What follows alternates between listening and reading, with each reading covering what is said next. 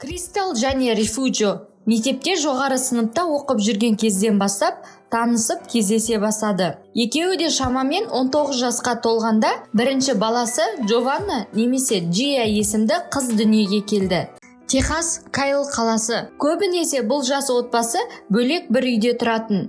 Бірақ кейде Рефуджио анасы Нэнси және өгей әкесі Эусторгио Арианамен, ал Кристал мен қызы Джия бөлек өз туыстарына барып та жүрді.